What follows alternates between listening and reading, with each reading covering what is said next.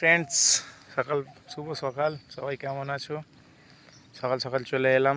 তোমাদের আগে অনেক ভিডিও দিয়েছি, তো আজকে দেখাবো আমার শশা গাছ কেমন হয়েছে। তোমরা দেখে বলবে। শশা গাছ দেখতে পাচ্ছ, আবার ঘাস হয়ে গেছে। বলেছিলাম 45 দিলে ফল, তো গাছের গ্রোথ তো খুব ভালোই হচ্ছে, আস্তে আস্তে উঠছে। এই দুই একটা ফাঙ্গিসাইড ধরেছে, দেওয়া হয়েছে ওষুধ, কপার জায়া গ্রুপের ওষুধ দেওয়া হয়েছে। তো গাছের গ্রোথ খুবই ভালো, গাছ খুবই সুন্দর। এই যে দেখতে পাচ্ছেন তলায় বেগুন চারাও বসানো আছে, বলেছিলাম বেগুন চারাও বসাবো। বেগুন চারাও ধরে গেছে, একটু ঘাসটা নিড়িয়ে দিলেই ব্যাস গাছ খুব সুন্দর গাছ হয়ে উঠছে। 45 দিনের পুজোর টাইমে শশাটা ঠিক একদম একটা অর্থকারী শশা, আমাদের অর্থকারী ফসল।